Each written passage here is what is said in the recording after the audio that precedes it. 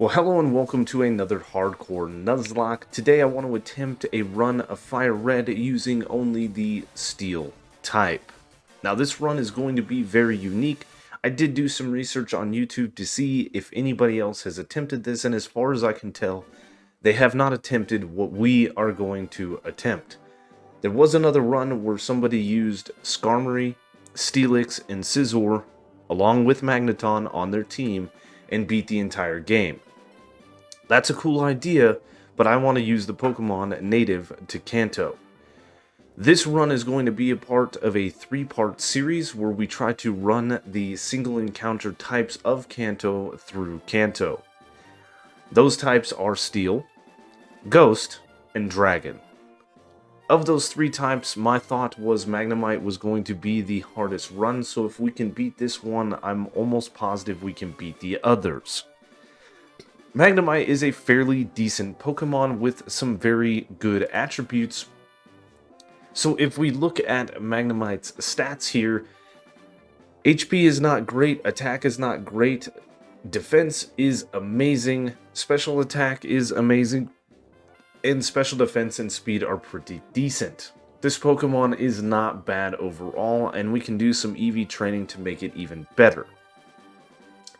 As far as Magnemite goes, it is very unique in its typing and allows for a lot of resistances. If we look at this list here, we have resistances to normal, electric, grass, ice, psychic, bug, rock, dragon, and fairy, which is in the game.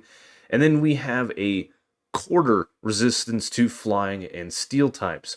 Poison doesn't do any damage to us. Water, ghost, and dragon are neutral. And fire and fighting are the only things that we are weak against, and ground we are 4 times weak to. That does make things a little bit interesting in that aspect, but not too bad. I see a few major challenges ahead of us in this run. The first one is going to be our moveset.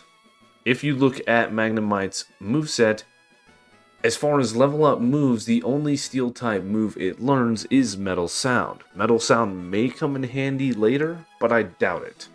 Other than that, we only learn electric type moves, Swift, and Sonic Boom. None of which are great. Because of how Gen 3 works with physical and special moves, we're either going to have to focus on the special attack side for electric type moves or the physical side for normal type moves.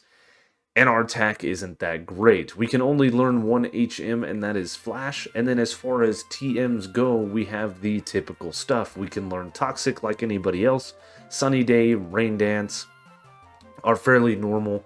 Things like Hidden Power, Protect are very normal. Return, Frustration. But there's not much as far as type coverage goes. The Rain Dance Thunder combination might be something we'd look into.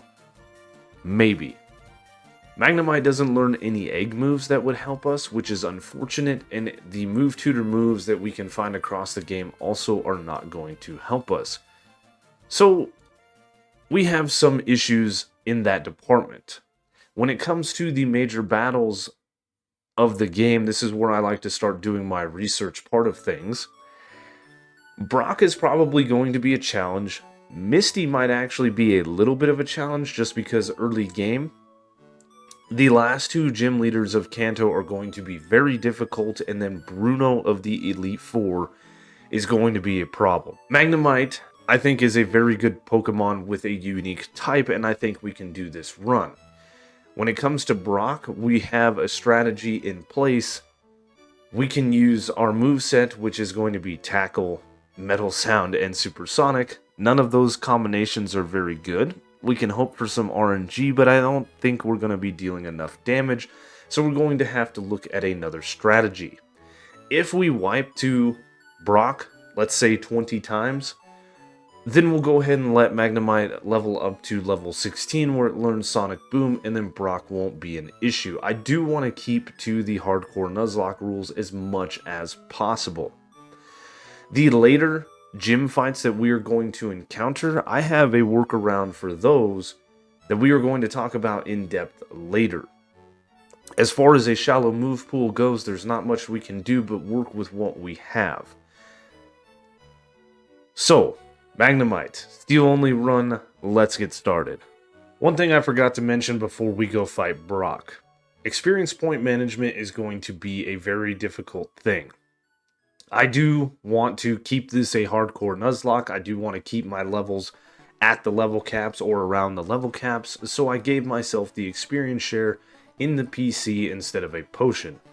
I did look across the internet to see if I could find a cheat code to zero out our experience as we fight trainers, but I couldn't find anything outside of modding our game. I can use an HM mod with the experience share that will cut our experience gain in half, and if I grab a second HM mod and have them lead the battle, I can cut some of our experience gain by a third. I think we should be able to manage our points very well and keep ourselves at the hard set level caps, but it is going to be a challenge nonetheless. Now, I named our Magnemite Ferris. It has a modest plus special attack minus attack nature. That's not a perfect nature, but I will work with it. This thing is going to be a great little Pokemon. Its abilities are Magnet Pull or Sturdy, neither of which are very great in this generation, but looking at our stats here, we have some decent IVs, which is going to be very important later. I sped this battle up because it took so long, but our strategy here is to use the typeless move Struggle. It has a base power of 50 as opposed to the base 35 of Tackle. Onyx and I are at a speed tie, but with a little bit of luck, we managed to beat this thing on our first attempt. This battle could have gone south very fast, and had we had an Orange Berry, we would have won no matter what, but the Orange Berry is not available until after we beat Brock. I'm very happy that we managed to beat our first gym leader. That was one of the major challenges in the bag. After we beat Misty, I'll talk more about the strategy for Giovanni and Blaine in the later part of the game. Beating Misty gives us access to Route 5, and there we can catch a Pokemon that will help us going forward. I know we can't use any other Pokemon, but bear with me. So next up is our very first rival battle, and Pidgeotto is an easy win with Thundershock. I had a choice to make when giving our rival the starter. I chose to give it Charmander ultimately because it's going to get a Charizard pretty quickly, but we're going to be super effective into Charizard, and Bulbasaur may have been the better choice because they resist us with their grass typing. However, if we gave him Bulbasaur, he wouldn't have a Arcanine until the very last battle. Even after beating Giovanni, he would still have just an Arcanine, not giving us the greatest challenge. I don't know. It was a choice that I made. Ultimately, we went with Charmander here, and as you can see, Thundershock did do well over half damage, but the equipped Orange Berry that we could get right after Brock saves us, and we can then use Thundershock against the Charmander to take it out. Very nice. The rest of this battle is free. Raticate can't do much to us, and Abra can't do anything. I do strategize for all of these parts, especially on a run like this, where things are going to be very difficult, movesets are very limited, and surprisingly, this battle goes very well. I think as we grow, Gary is going to be less and less difficult. The SS and rival fight may be the last major challenge when it comes to Gary before we fight him as the champion. But as you can see, Rattata can't do nothing, and a final Thundershock takes it out, winning us this rival battle. Now for the Misty battle, the strategy is relatively simple, and you would think this would be an easy battle.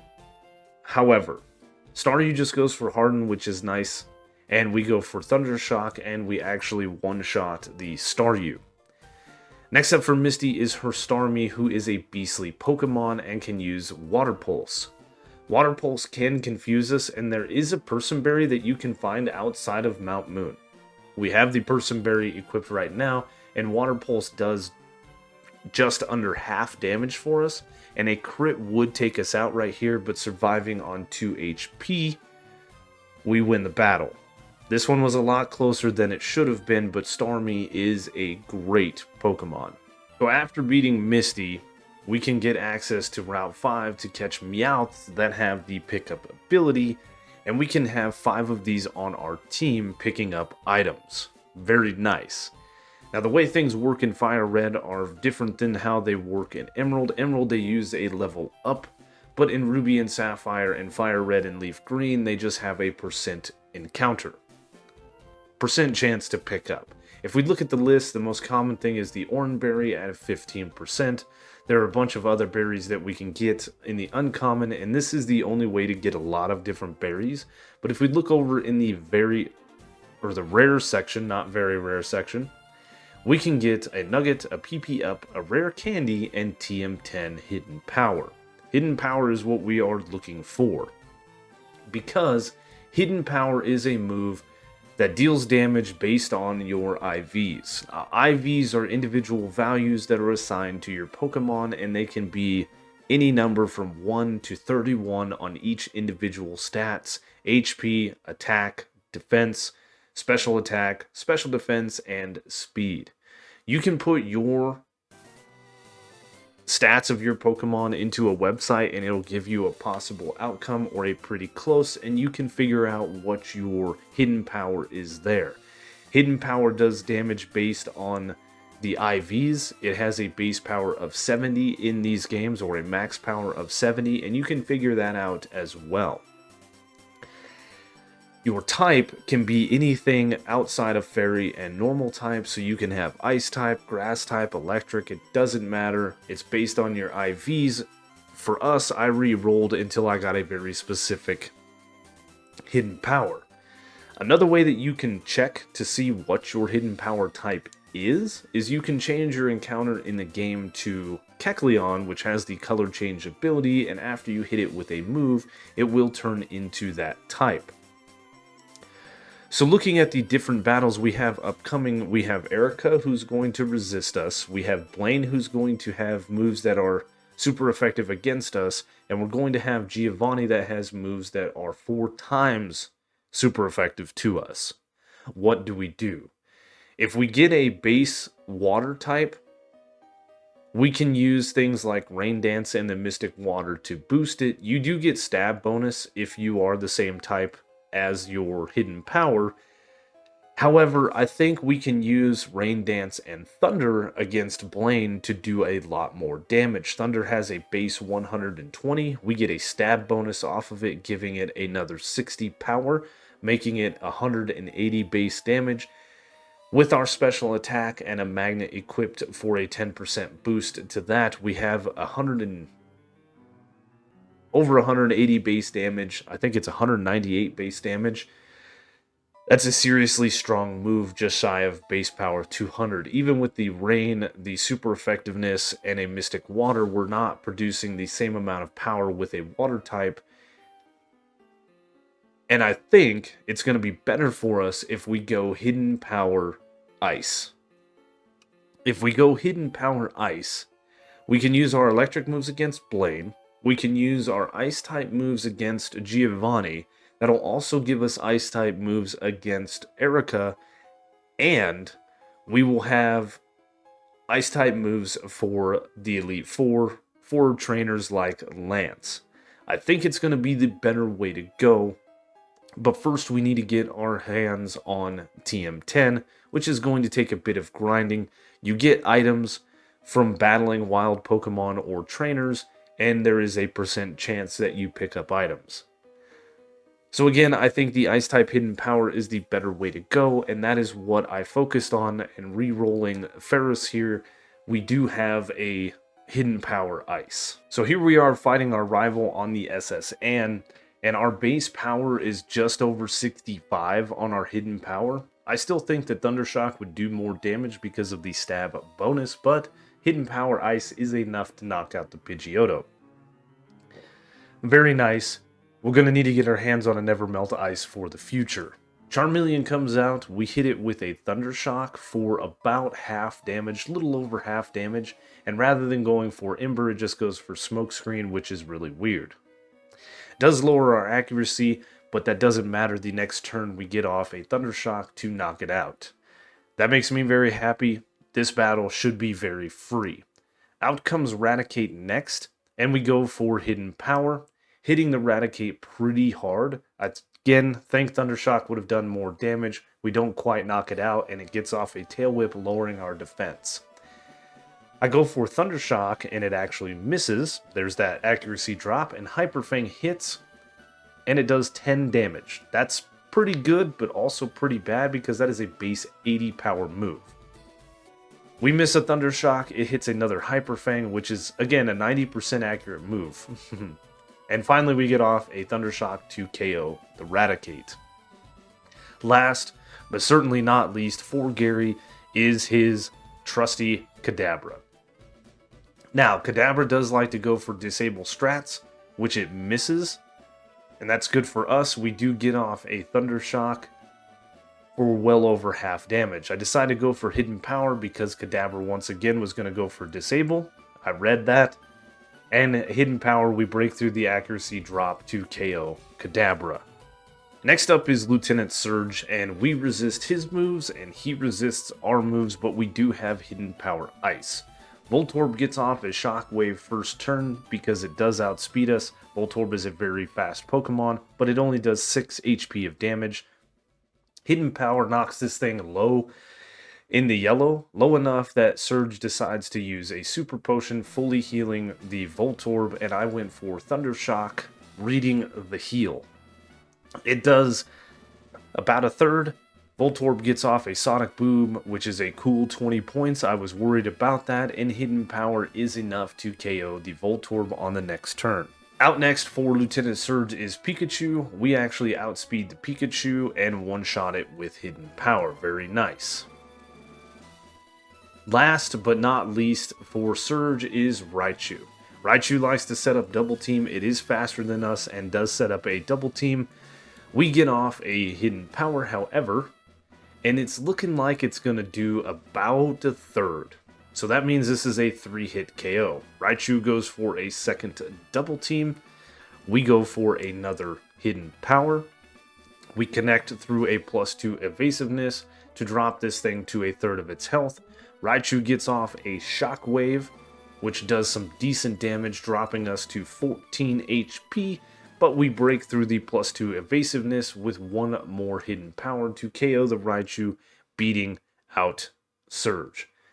We're still on attempt 1. That is crazy. Ton of traveling done, and we land ourselves in Celadon up against Erica, the Grass-type gym leader, but we have a Hidden Power Ice-type to deal with her Pokemon. However, we don't quite one-shot the Victory Bell. It does come close. Victory Bell just goes for Stun Spore. If you've ever done this battle, you know that that's what they're going to go for, so a held Cherry Berry cures off... Keels over the Magnemite. No, cures off the paralysis. Erica then goes for a Hyper Potion, and we go for Hidden Power again, doing the same amount of damage.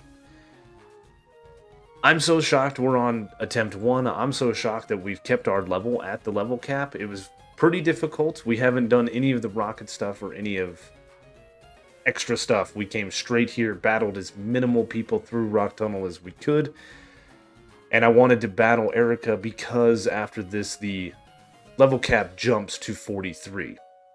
We one-shot the Tangela with a Hidden Power Ice, and out comes Vileplume. Vileplume is not much of a threat either.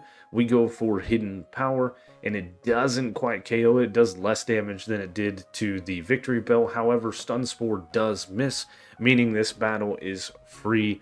We beat Erica, the 4th gym leader. We are in the Pokemon Tower battling our rival here, and while we battle our rival, we beat the Rocket hideout in Celadon. That brought us up to level 32. There are just a ton of things that we have to do between the next two gyms. Both Koga and Sabrina have a level cap of 43. We have all of the Pokemon Tower to do. Get to Fuchsia, we have the Savari Zone to complete, we have Sylph to complete, and then the gym leaders. I'm trying to keep myself under the level cap and been doing good so far, but there is still a lot to do. In Sylph, we actually only have to battle about 3 trainers before we take on the rival. Then after that, we have one more mandatory battle and Giovanni. Giovanni was very easy in the Rocket Hideout, and I imagine he's going to be very easy in Sylph.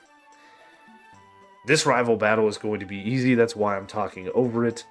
I don't want to show all the travel. This video is going to be long enough as it is, so we're only showing the major battles as we typically do. If anything gets treacherous, I will show it, and it is going to get treacherous later on. I hope you guys are enjoying this video, and if you are, please leave a comment, leave a like, consider subscribing. It costs you nothing. This video has taken a couple of weeks to make, and hopefully it gets out on time. And it would help out a whole heck of a lot if you did hit that subscribe button. It costs you nothing and helps the channel out a ton. Went down to Fuchsia, did the Safari Zone stuff, got Surf, got the HM for Strength, got the TM for Rain Dance, and I decide I'm going to set up a Rain Dance here at the beginning of the battle because I'm a bit underleveled and I think Charizard's going to outspeed me. Pidgeot hits us with a Feather Dance, lowering our attack, which is fine. None of the moves we have use attack. The way Hidden Power actually works is it's not a physical or a special move. It is based on what it is. So because ours is ice, it is a special move. A single Thunderbolt is enough to knock out the Pidgeot, and out comes Charizard. Charizard does outspeed us to get off a Flamethrower, which does a significant amount of damage down to 17 HP. A Thunderbolt is enough to take out the Charizard, but 17 HP might not be enough to get through the rest of the team. There are 3 more Pokemon. Out next for Gary is his Execute, and we take it out with a single Hidden Power. No, we do not. It hangs on at a sliver of HP, but it just goes for Stun Spore and misses. Nice. Another Hidden Power takes out the Execute, and out comes Alakazam. We do resist Psychic type moves, however Alakazam likes to set up Future Sight, which it does on turn 1. A Thunderbolt hits this thing hard, deep into the red, but not enough to one-shot it. Turn 2, Alakazam just goes for another Future Sight, which is amazing. Another Thunderbolt KOs the Alakazam, and last for Gary is his Gyarados. The Intimidate does not matter. We do outspeed this thing and take it out with a 4-time super effective Thunderbolt. There's no way it can survive. Ferris. Now going up against Koga, I'm going to go a little underleveled, and I'm not too worried about his Pokemon. If they use Self-Destruct or Explosion, we resist it because of our Steel typing, and we can't be poisoned because of our Steel typing. Very nice. The first Coughing does go down to a single Thunderbolt, and out comes Muck. Muck is not going to go down to a single Thunderbolt, however, a Thunderbolt does do just over half the damage, which is nice. Muck goes for Minimize. We actually miss our next Thunderbolt, and Muck uses Acid Armor, raising its defense, which is perfectly fine with me. It can't attack us with anything. Thunderbolt connects, and we take out the Muck. None of its moves, Sludge Bomb, none of that affects us, so this is a pretty free battle. Out comes the second Coughing, who we one-shot with a single Thunderbolt. Very nice. Last but not least is Wheezing, who we actually one-shot with a critical hit Thunderbolt to win us a very easy gym fight. Next up is Sabrina, and I'm a little bit more worried about this battle. We do resist Psychic, but it can do some serious damage. 1 Thunderbolt is enough to take out her Kadabra, and out next is Mr. Mime. Mr. Mime does not go down to a single Thunderbolt, but it takes it deep into the red and does get the Paralysis. Mr. Mime, however, just sets up a barrier. If it had set up Light Screen, things would have been vastly different in this battle. I go for Thunderbolt again, but Sabrina does use a Hyper Potion, fully healing the Mr. Mime, so our Thunderbolt once again doesn't do enough damage to KO the Mr. Mime, and it survives it deep in the red. I decide to go for Hidden Power this time. Sabrina uses her second Hyper Potion, which I didn't think she would do. Hidden Power does just under a half, not quite half, so a Thunderbolt on the follow-up is enough to take out the Mr. Mime, and out comes Venomoth. Venomoth is bug poison, not bug flying. I get that confused a lot, but a single Thunderbolt is enough to take out the Venomoth. Last but not least is Alakazam, and we are at full health, and we just gained a level to level 43. I did teach Magnemite the return TM. Our attack is like 86, but I think it's going to be enough to two-shot the Alakazam. Psychic does a lot of damage, down to 79 HP for Ferris. We get off a return that does well over half damage, and we get hit with another Psychic, dropping us to 48 HP. But a second return is enough to KO the Alakazam, winning us the 6th gym badge. I did do some travel to the power plant to get the TM for Thunder. We have the Rain Dance TM taught. That is the strategy in this battle. We're going to set up a Rain Dance. We're going to hope that Growlithe misses a Fire Blast. But it doesn't. Of course it doesn't. Why would it? We should be able to survive a Fire Blast very easy on 69 HP. Nice. And we should be able to one-shot the entire team with Thunder. Growlithe goes down to a single Thunder. Out next is Ponyta. Ponyta goes down to a single Thunder. Next up is Rapidash. Rapidash goes down to a single Thunder. And last but not least is Arcanine. Arcanine is a range, I believe. I do have the magnet. I did spend some time collecting that as we collected the TM for Thunder. We go for Thunder. I love the animation of the move. The health bar ticks, and yes! Oh, yes, we one-shot the Arcanine, winning us the battle against Blaine. Our second to last major battle is against Giovanni in the 8th and final gym. I know Ferris is going to outspeed and one-shot the Rhyhorn because it is 4 times weak to ice. This Rhyhorn and the last Rhyhorn should be an easy win. The Dugtrio, if we outspeed it, I think we can one-shot it, but Nidoking and Nidoqueen I'm very scared for. Every single one of Giovanni's Pokemon has Earthquake. We outspeed Dugtrio. I cannot believe that. We are 9 levels higher, I guess that makes sense, and we one-shot it. Nice. Out next for Giovanni is Nidoqueen. This one is scary. We outspeed it, we hit it with hidden power. Oh, yes! Oh god, we just did defeat it. I did go down into Seafoam Islands and get the Nevermelt Ice off of a wild Dugong. We get off a hidden power against the Nidoking, and oh my god, we did it. We did it. We did it. That's it. We have one more Pokemon, but we're going to outspeed Rhyhorn. We're going to one-shot it. We just one-shot swept Giovanni's entire team with hidden power ice.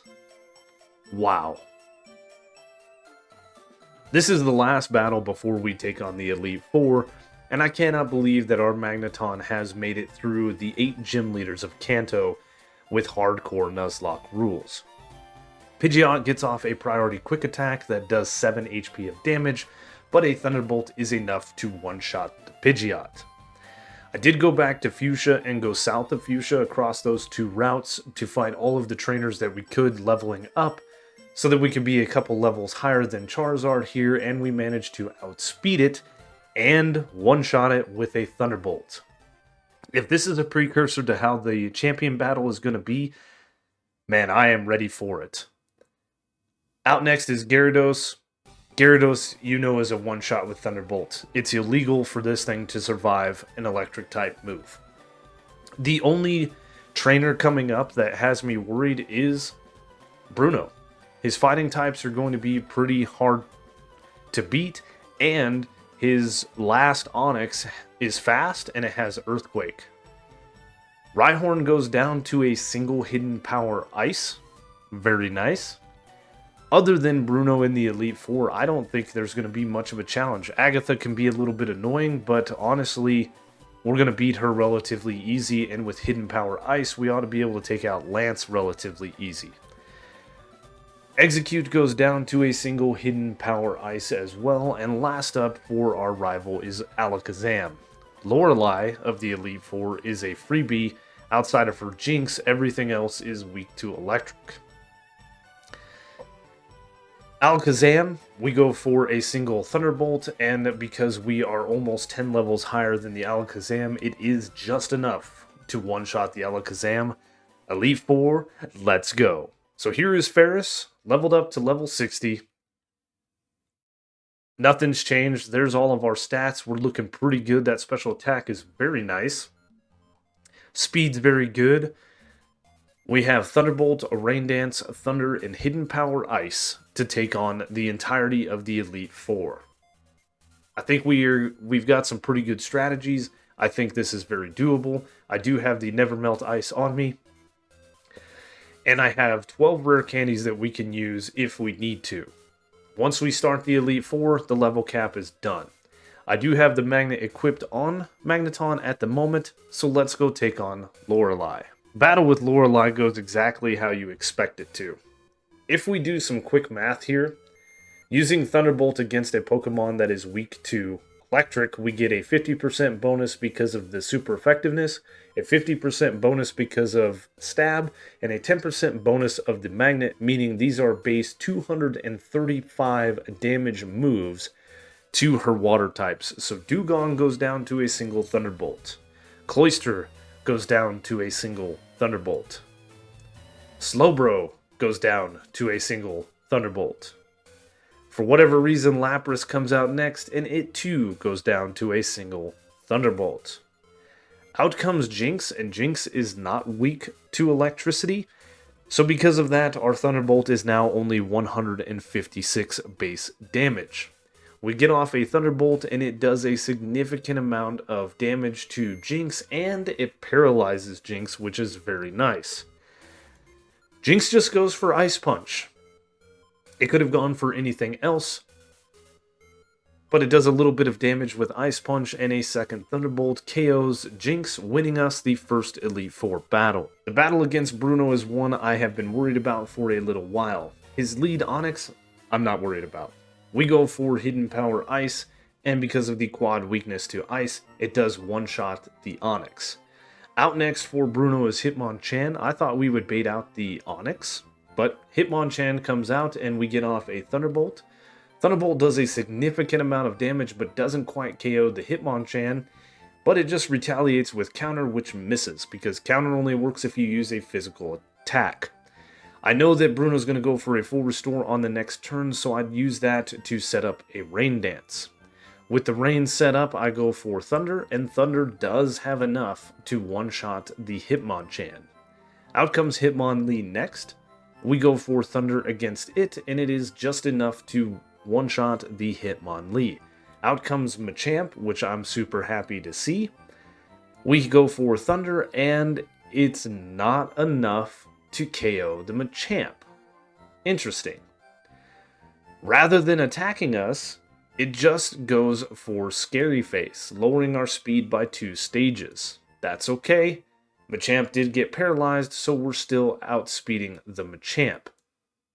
The Citrus Berry it holds is just enough to pull it out of healing range, so another Thunderbolt will take out the Machamp, and last but not least is the Onix.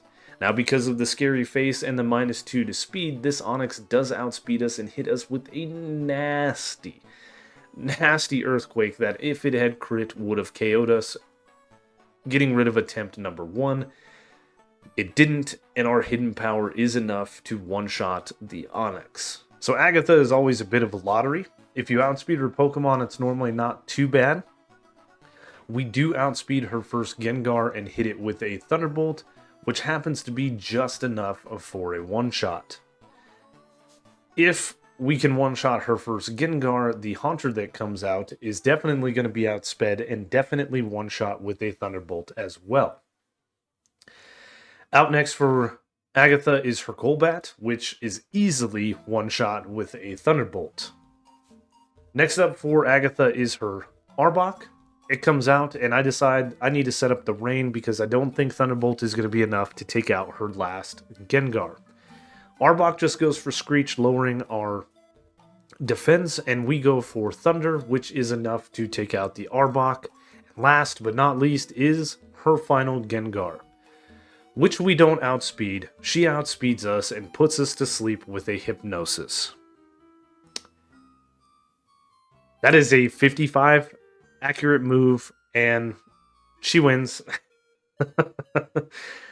It's 55%, but it's going to hit 90% of the time, right? She hits us with shadow balls as we stay asleep, and while the rain is going, we try to go for thunder.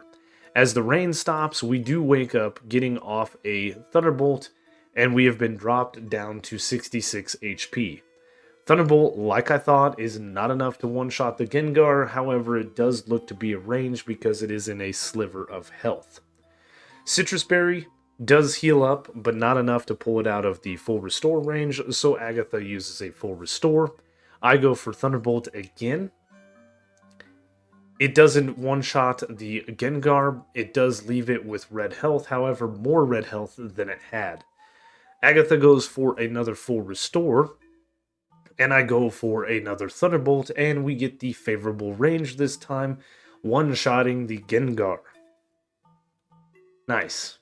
Up against Lance, because we have Hidden Power Ice and Thunderbolt, this is going to be a very easy battle. Had we not had Hidden Power Ice, this battle would have been a little more difficult. Gyarados does go down to a single Thunderbolt. It has to, that's the law, that's the rules. And out comes a Dragonair. Dragonairs are going to go down to a single Hidden Power Ice apiece. It's a very easy victory. Had we only had electric type moves, though, these guys resist electric type moves, so it would have been a bit more difficult. Again, the second Dragonair comes out, and it follows the same fate as the previous, going down to a single Hidden Power Ice. Out next for Lance is his Dragonite. Dragonite is 4 times weak to Ice. Dragonair is only 2 times weak, so Dragonite goes down to a single Hidden Power. And last but not least is Aerodactyl, who is also quad weak to Ice. It does outspeed us and get off an Ancient Power, luckily no Omni Boost, and we fire off a very strong Hidden Power Ice that is 4 times super effective, one-shotting the Aerodactyl.